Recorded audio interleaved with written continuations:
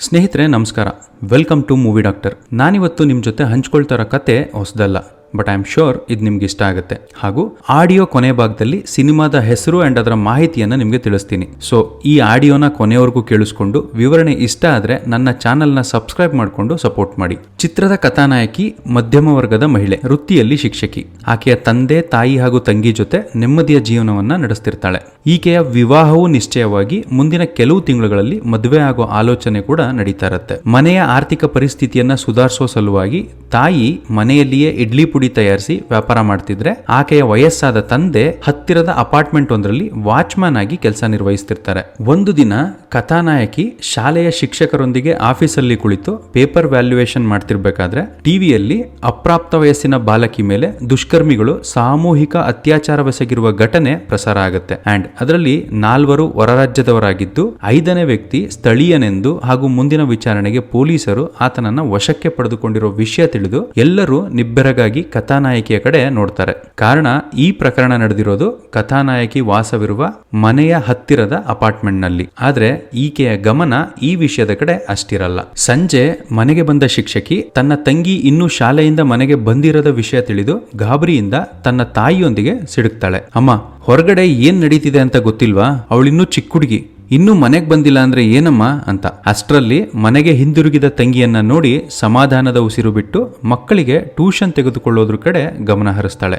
ರಾತ್ರಿ 9 ಆಯ್ತು. ತಂದೆ ಇನ್ನೂ ಮನೆಗೆ ಬರಲಿಲ್ಲ. 6 ಗಂಟೆಗೆಲ್ಲ ಬರ್ತಿದ್ರಲ್ಲ, ಎಲ್ಲೋದ್ರು ಅಂತ ಯೋಚಿಸ್ತಿರ್ಬೇಕಾದ್ರೆ ಆಕೆಯ ತಂದೆಯ ಜೊತೆ ಕೆಲಸ ಮಾಡ್ತಿದ್ದ ಸ್ನೇಹಿತನ ಮಗಳು ಗಾಬರಿಯಿಂದ ಕಥಾನಾಯಕಿಯ ಮನೆಗೆ ಓಡಿ ಬಂದು ಹತ್ತಿರದ ಅಪಾರ್ಟ್ಮೆಂಟ್ ನಲ್ಲಿ ಇಂದು ನಡೆದ ಘಟನೆಯ ಬಗ್ಗೆ ಹಾಗೂ ಅಲ್ಲಿ ಕೆಲಸ ಮಾಡುತ್ತಿರುವ ಆಕೆಯ ತಂದೆಯನ್ನ ಪೊಲೀಸ್ ಸ್ಟೇಷನ್ಗೆ ಕರೆದುಕೊಂಡು ಹೋಗಿರೋದನ್ನ ತಿಳಿಸಿ ಜೊತೆಗೆ ಬರುವಂತೆ ಕರೀತಾಳೆ. ಇತ್ತ ಈಕೆಯ ಅಪ್ಪನ ಸೆಲ್ ಫೋನ್ ಕೂಡ ಸ್ವಿಚ್ ಆಫ್ ಆಗಿರೋದನ್ನ ತಿಳಿದು ತನ್ನ ತಂದೆಯ ಬಗ್ಗೆಯೂ ಸುಳಿವು ಸಿಗಬಹುದೆಂದು ಭಾವಿಸಿ ಆಕೆಯೊಂದಿಗೆ ಪೊಲೀಸ್ ಸ್ಟೇಷನ್ಗೆ ತೆರಳುತ್ತಾಳೆ. ಪೊಲೀಸ್ ಸ್ಟೇಷನ್ಗೆ ಹೋದಾಗ ಆಕೆಗೆ ಶಾಕ್ ಆಗುತ್ತೆ. ಬಿಕಾಸ್ ಬೆಳಗ್ಗೆ ಟಿವಿ ನ್ಯೂಸ್ ಅಲ್ಲಿ ಹೇಳಿದ 5ನೇ ವ್ಯಕ್ತಿ ಈಕೆಯ ತಂದೆನೇ ಅಂತ ತಿಳಿದು ಕುಸಿದು ಬೀಳ್ತಾಳೆ. ಆಕಾಶವೇ ಕಳಚಿ ತಲೆಯ ಮೇಲೆ ಬಿದ್ದಂತಾಗುತ್ತೆ. ಮುಂದೆ ಏನ್ ಮಾಡಬೇಕು ಅಂಡ್ ಮನೇಲಿ ಅಮ್ಮಂಗೆ ಹೇಗೆ ವಿಷಯ ತಿಳಿಸ್ಲಿ, ಈ ವಿಷಯ ಹೊರಗಡೆ ತಿಳಿದ್ರೆ ಹೇಗೆ ಜನರ ಮಧ್ಯೆ ಬದುಕೋದು, ಹೀಗೆ 10 ಯೋಚನೆಗಳು ಒಮ್ಮೆಲೆ ತಲೆಗೆ ಎರಗಿ ಸಿಡಿಲು ಬಡಿದಂತಾಗಿ ಏನೂ ಮಾಡಲು ತೋಚದೆ ಕಣ್ಣೀರು ಸುರಿಸುತ್ತಾ ನಿಂತ್ಕೊಳ್ತಾಳೆ. ಸ್ವಲ್ಪ ಹೊತ್ತಿನ ನಂತರ ಸಮಾಧಾನ ಮಾಡ್ಕೊಂಡು,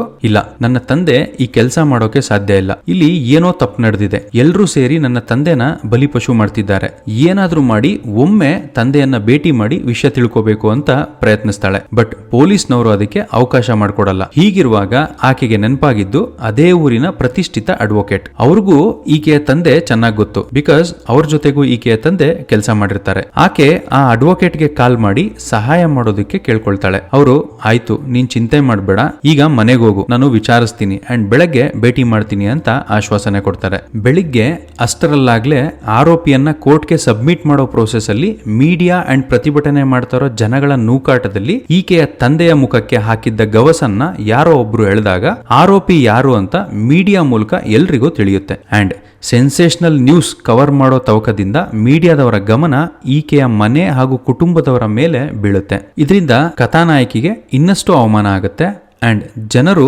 ಮನೆ ಮೇಲೆ ಕಲ್ಲು ತೂರಾಟನೂ ಕೂಡ ಮಾಡ್ತಾರೆ. ಆದ್ರೆ ಕಥಾನಾಯಕಿ ಏನೇ ಆಗ್ಲಿ, ನಾನು ಹೋರಾಟ ಮಾಡಿ ಹೇಗಾದ್ರೂ ತಂದೆಯನ್ನ ಬಿಡುಗಡೆ ಮಾಡಿಸುವ ಪಣ ತೊಟ್ಟು ತಾಯಿ ಹಾಗೂ ತಂಗಿಯನ್ನ ಮನೆಯಿಂದ ಹೊರಗಡೆ ಬರದಂತೆ ಹೇಳಿ ಹೊರ ಹೋಗ್ತಾಳೆ. ಈಕೆಯ ಸ್ಥಿತಿಯನ್ನ ನೋಡಲಾಗದೆ ಸೀನಿಯರ್ ಅಡ್ವೊಕೇಟ್ ಈ ಕೇಸನ್ನ ತೆಗೆದುಕೊಳ್ಳೋದಾಗಿ ನಿರ್ಧಾರ ಮಾಡ್ತಾರೆ ಅಂಡ್ ಕೆಲಸವನ್ನ ಶುರು ಕೂಡ ಮಾಡ್ತಾರೆ. ಇದನ್ನು ತಿಳಿದ ಮೀಡಿಯಾದವರು ಈ ಕೇಸನ್ನ ಇನ್ನೂ ಹೆಚ್ಚು ಸೆನ್ಸೇಷನಲ್ ಮಾಡ್ತಾ ಹೋಗ್ತಾರೆ. ಕೇಸನ್ನ ಸೀನಿಯರ್ ಅಡ್ವೊಕೇಟ್ ಕೈಗೆತ್ತಿಕೊಂಡಿದ್ರಿಂದ ಕಥಾನಾಯಕಿಗೆ ಭರವಸೆ ಹಾಗೂ ಕತ್ತಲೆಗವಿದಿದ್ದ ಜೀವನದಲ್ಲಿ ಬೆಳಕಿನ ಕಿರಣಗಳು ಗೋಚರಿಸಿದಂತಾಗಿ ಧೈರ್ಯ ಬರುತ್ತೆ. ಆದ್ರೆ ಇದು ಹೆಚ್ಚು ಕಾಲ ಉಳಿಯಲ್ಲ. ಬಿಕಾಸ್ ಇದು ಒಂದು ಅಪ್ರಾಪ್ತ ಬಾಲಕಿಯ ಸಾಮೂಹಿಕ ಅತ್ಯಾಚಾರ ಕೇಸ್ ಆಗಿದ್ದು ಎಲ್ಲೆಡೆ ಜನರು ಪ್ರತಿಭಟನೆ ಮಾಡ್ತಾ ಇದ್ದಾರೆ. ಆರೋಪಿಗೆ ಶಿಕ್ಷೆ ಆಗ್ಲೇಬೇಕು ಅಂತ ಪಟ್ಟು ಹಿಡಿದು ಕುಳಿತಿದ್ದಾರೆ. ಆದ ಕಾರಣ ಅಡ್ವೊಕೇಟ್ ಅಸೋಸಿಯೇಷನ್ ಇಂದ ಸೀನಿಯರ್ ಅಡ್ವೊಕೇಟ್ಗೆ ನೋಟಿಸ್ ಬರುತ್ತೆ ಈ ಕೇಸನ್ನ ಅವರು ಕೈ ಬಿಡಬೇಕು ಅಂತ. ಆಗ ಅಡ್ವೊಕೇಟ್ ಕಥಾನಾಯಕಿಗೆ ವಿಷಯ ತಿಳಿಸಿ ಅಸೋಸಿಯೇಷನ್ ರೂಲ್ ನ ಮೀರಿ ನಾನು ನಿನಗೆ ಸಹಾಯ ಮಾಡೋಕ್ಕಾಗಲ್ಲ ಅಂತ ಹೇಳಿ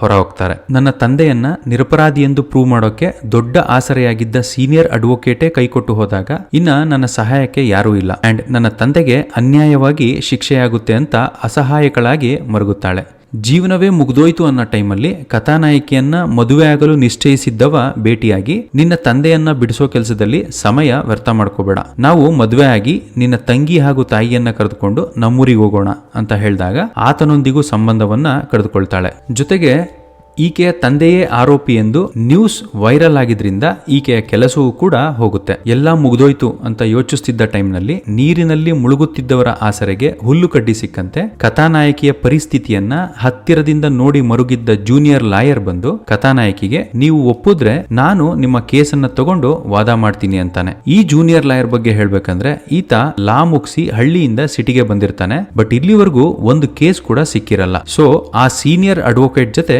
ಕೆಲಸ ಮಾಡ್ತಿರ್ತಾನೆ ಅಂಡ್ ಜೀವನಕ್ಕೆ ಸಂಜೆ ಫಾರ್ಮಸಿಯಲ್ಲಿ ಪಾರ್ಟ್ ಟೈಮ್ ಕೆಲಸ ಮಾಡ್ತಿರ್ತಾನೆ. ಜೊತೆಗೆ ಈತನಿಗೆ ಮಾತಿನಲ್ಲಿ ತೊದಲು ಕೂಡ. ಆದ್ರೂ ಕಥಾನಾಯಕಿಗೆ ಸದ್ಯಕ್ಕೆ ಕಣ್ಮುಂದೆ ಇರೋದು ಇದೊಂದೇ ಆಪ್ಷನ್. ಸೊ ಒಪ್ಕೋತಾಳೆ. ಸ್ನೇಹಿತರೆ, ಇಲ್ಲಿಂದ ಮುಂದೆ ನಡೆಯೋದೆಲ್ಲ ಅಲ್ಟಿಮೇಟ್. ನಿಜವಾಗ್ಲೂ ಈ ಸಿನಿಮಾದಲ್ಲಿನ ಕೋರ್ಟ್ ಡ್ರಾಮಾ ತುಂಬಾ ಇಂಪ್ರೆಸಿವ್ ಆಗಿದೆ. ಯಾವುದೇ ಕಮರ್ಷಿಯಲ್ ಆಸ್ಪೆಕ್ಟ್ ಇಲ್ಲದೆ ತುಂಬಾ ನೀಟಾಗಿ ಅಂಡ್ ರಿಯಲಿಸ್ಟಿಕ್ ಆಗಿ ಮೂಡ್ ಬಂದಿದೆ. ಈ ತೊದ್ಲಂಗೆ ಮಾತಾಡೋಕೆ ಕಷ್ಟ, ಇನ್ನ ವಾದ ಬೇರೆ ಮಾಡ್ತಾನ ಅಂತ ಕಿಂಡಲ್ ಮಾಡೋ ಆಪೋಸಿಟ್ ಲಾಯರ್ಗೆ ತನ್ನ ಕೆಲಸದ ಮೂಲಕನೇ ಉತ್ತರ ಕೊಡ್ತಾನೆ ಜೂನಿಯರ್ ಲಾಯರ್. ಇಲ್ಲಿಗೆ ನಾನು ಸಿನಿಮಾ ಸ್ಟೋರಿನ ಸ್ಟಾಪ್ ಮಾಡ್ತೀನಿ. ಯಾಕಂದ್ರೆ ಹೇಳ್ತಾ ಹೋದ್ರೆ ಈ ಆಡಿಯೋ ಇನ್ನೂ ಲೆಂತಿ ಆಗುತ್ತೆ ಅಂತ ಅಲ್ಲ, ಅದ್ರ ಬದಲು ನೀವೆಲ್ಲ ಈ ಸಿನಿಮಾನ ನೋಡಿ ಎಂಜಾಯ್ ಮಾಡ್ಲಿ ಅನ್ನೋದು ನನ್ನ ಆಸೆ. ಈ ಸಿನಿಮಾದ ಕತೆ ಕೇಳಿ ಆಗ್ಲೇ ತುಂಬಾ ಆಡಿಯನ್ಸ್ಗೆ ಈ ಸಿನಿಮಾ ಯಾವುದು ಅಂತ ಗೊತ್ತಾಗಿರುತ್ತೆ. ಗೊತ್ತಾಗಿಲ್ಲ ಅನ್ನೋರ್ಗೆ ಈಗ ಸಿನಿಮಾದ ಡೀಟೇಲ್ಸ್ ಹೇಳ್ತೀನಿ. ಇದು 2022ರಲ್ಲಿ ಬಿಡುಗಡೆಯಾಗಿ ಎಲ್ಲರ ಮನಗೆದ್ದ ಗೌತಮ್ ರಾಮಚಂದ್ರನ್ ನಿರ್ದೇಶನದ ಚಿತ್ರ ಗಾರ್ಗಿ. ಈ ಚಿತ್ರದಲ್ಲಿ ಸಾಯಿ ಪಲ್ಲವಿಯವರು ಗಾರ್ಗಿ ಪಾತ್ರವನ್ನ ಅಭಿನಯಿಸಿದ್ದಾರೆ ಅನ್ನೋದಕ್ಕಿಂತ ಜೀವಿಸಿದ್ದಾರೆ ಅನ್ಬೋದು. ಅಷ್ಟು ರಿಯಲಿಸ್ಟಿಕ್ ಆಗಿ ಪರ್ಫಾರ್ಮ್ ಮಾಡಿದ್ದಾರೆ. ಸೀನಿಯರ್ ಅಡ್ವೊಕೇಟ್ ಆಗಿ ಕಾಳಿ ವೆಂಕಟ್ ಅಂಡ್ ಇಲ್ಲಿವರೆಗೂ ಬಹುಶಃ ಅತಿ ಹೆಚ್ಚು ಸಣ್ಣ ಸಣ್ಣ ಪಾತ್ರಗಳನ್ನೇ ಮಾಡಿದ್ದ ಇಂದ್ರನ್ಸ್ ಕಾಳಿಯ ಪೆರುಮಾಳ್ ಜೂನಿಯರ್ ಲಾಯರ್ ಪಾತ್ರದಲ್ಲಿ ನ್ಯಾಚುರಲ್ ಆಗಿ ನಟಿಸಿ ಎಲ್ಲರ ಮನಸ್ಸಿಗೂ ಇಷ್ಟ ಆಗ್ತಾರೆ. ಇನ್ನೊಂದು ವಿಷಯ ಹೇಳ್ಬೇಕಂದ್ರೆ ಇವರ ಪಾತ್ರನು ಮೋರಾರ್ಲೆಸ್ ಸಾಯಿ ಪಲ್ಲವಿಯವರ ಪಾತ್ರದ ಡ್ಯೂರೇಷನ್ ಅಷ್ಟೇ ಇದೆ. ಈ ಸಿನಿಮಾ OTTಯಲ್ಲಿ ಕನ್ನಡ, ತಮಿಳು, ತೆಲುಗು 3 ಭಾಷೆಗಳಲ್ಲೂ ಅವೈಲಬಲ್ ಇದೆ. ಸ್ನೇಹಿತರೆ, ಇದು ಒಂದು ಸಿಂಪಲ್ ಸ್ಟೋರಿ, ಬಟ್ ಕಥೆನಲ್ಲಿ ತುಂಬಾ ಡೆಪ್ತ್ ಇದೆ. ಪ್ರತಿಯೊಂದು ಸೀನ್ಸ್ಗಳು ಮಧ್ಯಮ ವರ್ಗದವರ ತೊಳಲಾಟ, ಸಂಕಟಗಳನ್ನ ಅರ್ಥ ಮಾಡಿಸ್ತವೆ. ಎಲ್ಲಾ ಪಾತ್ರಗಳು ತುಂಬಾ ನೈಜವಾಗಿ ಮೂಡಿ ಬಂದಿದೆ. ನನ್ಗಂತೂ ಈ ಸಿನಿಮಾ ತುಂಬಾ ಇಷ್ಟ ಆಯ್ತು. ನಿಮ್ಗೆ? ಸರಿ, ಸಿನಿಮಾ ನೋಡಿಲ್ಲ ಅಂದ್ರೆ ಮಿಸ್ ಮಾಡದೆ ನೋಡಿ. ನೋಡಿದ್ಮೇಲೆ ನಿಮ್ಗೇನ್ ಅನ್ಸುತ್ತೆ ಅಂತ ನಿಮ್ಮ ಅಭಿಪ್ರಾಯನ ಮಿಸ್ ಮಾಡದೆ ಕಮೆಂಟ್ ಮೂಲಕ ತಿಳಿಸಿ ಅಂತ ಹೇಳ್ತಾ your review surgeon is signing off. Take care.